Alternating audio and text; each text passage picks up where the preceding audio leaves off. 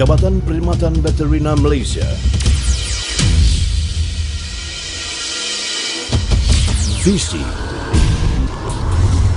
Industri ternakan menjadi komersial dan sepadu sepenuhnya yang mengeluarkan makanan yang berkualiti bagi mencapai tahap sara diri negara dan ekspor. Misi. Kami komited kepada pertumbuhan industri ternakan yang mantap bagi membekal makanan yang bermutu dan selamat daripada hasil ternakan untuk kegunaan negara dan ekspor dengan menyediakan perkhidmatan veterina yang berkualiti daripada individu yang bermotivasi, mahir dan kreatif. Jabatan Perkhidmatan Veterina JPV ialah sebuah jabatan kerajaan di bawah Kementerian Pertanian dan Industri Asas Tani Malaysia yang beribu pejabat di Putrajaya. Jabatan Perkhidmatan Veterina Negeri juga terdapat di semua negeri termasuk daerah di Semenanjung, Sabah dan Sarawak. Perkhidmatan veterina telah wujud sejak tahun 1888 di Pulau Pinang dan diikuti di peringkat persekutuan pada tahun 1930. Fungsi utama ketika itu ialah untuk mengawal dan mencegah penyakit haiwan dan zoonotik. Perintah Menteri-Menteri Kerajaan Persekutuan 1995 PU-A 203 seperti dalam Warta Kerajaan Jilid 39 nombor 11 bertarikh 1 Jun 1995 telah menggariskan dengan jelas tanggungjawab Jabatan Perkhidmatan Haiwan.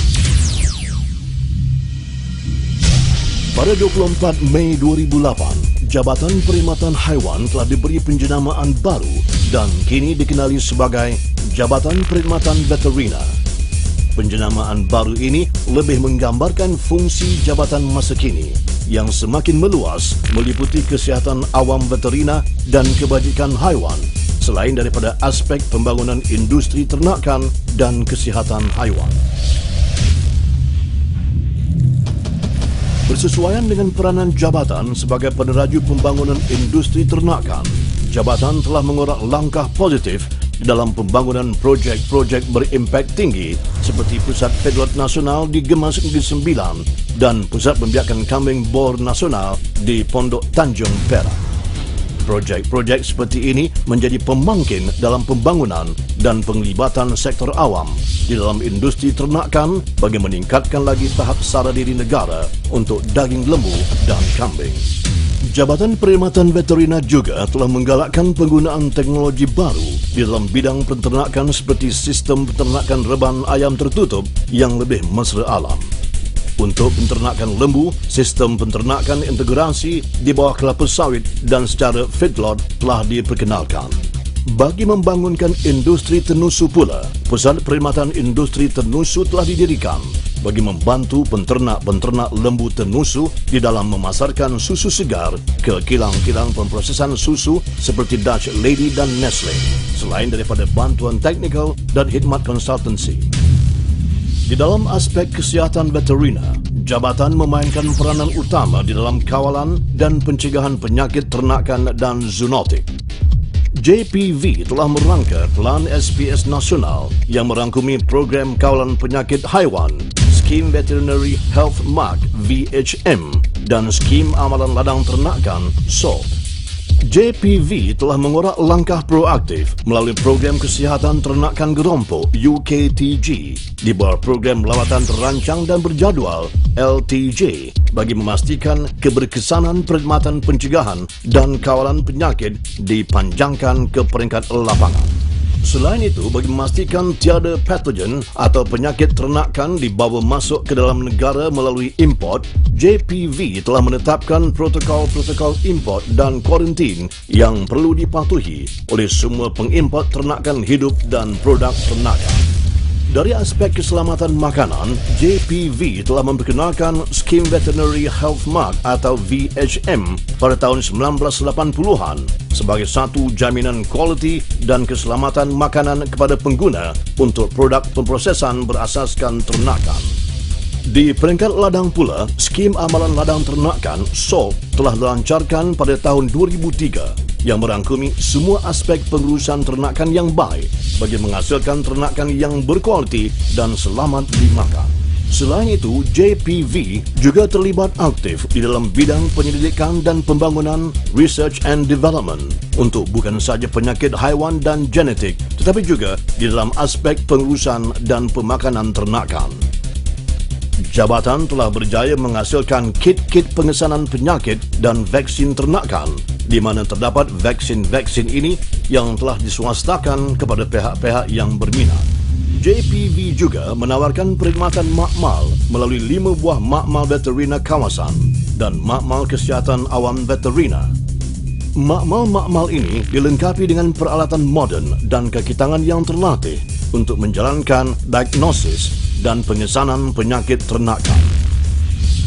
Bagi meningkatkan prestasi dan kompetensi kaki tangan JPV, program-program latihan untuk pegawai dan staf JPV serta penternak-penternak telah diadakan. Pusat-pusat latihan di bawah JPV boleh memberikan khidmat latihan secara hands-on dan interaksi dengan tenaga pengajar yang berpengalaman dan terlatih. Selain daripada peringkat pengeluaran prima, JPV juga memberi tumpuan kepada produk hiliran berasaskan ternakan. Program pembangunan usahawan asas tani yang diwujudkan bertujuan untuk membimbing usahawan-usahawan pemprosesan produk berasaskan ternakan untuk meningkatkan kualiti produk yang dihasilkan.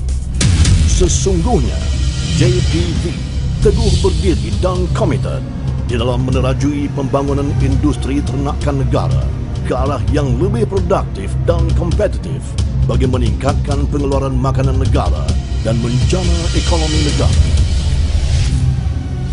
Pertanian adalah perniagaan.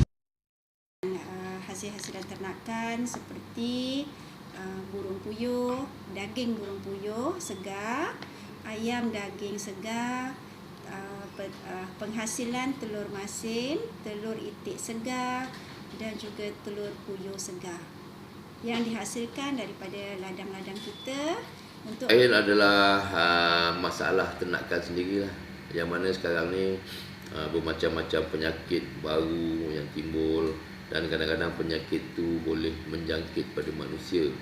Jadi dalam unit yang ditubuhkan, salah satu cabangnya adalah unit kesihatan haiwan.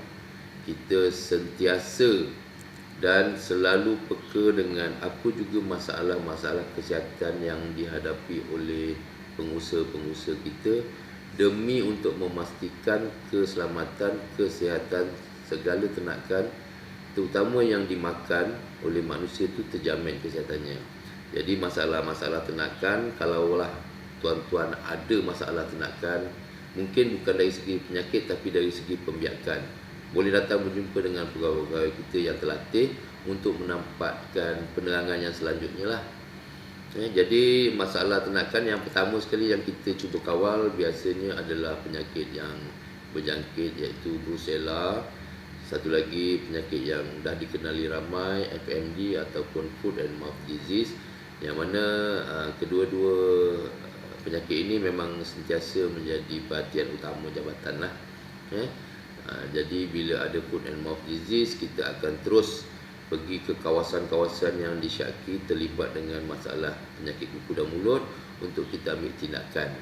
Begitu juga dengan penyakit Brucella ni, kita akan membuat saringan darah setiap 6 bulan sekali untuk memastikan ternakan-ternakan yang diternak berada dalam kesihatan yang baik. Dan sekiranya ada masalah kesihatan iaitu Brucella, selalunya peternak-peternak akan membuat pemindahan lembu untuk jualan daging ataupun jualan hidup, akikah dan korban. Dari situ kita akan mengambil darah sebelum lembu-lembu itu dibenarkan pindah. Dengan itu kita tak merebakkan penyakit itu sendirilah.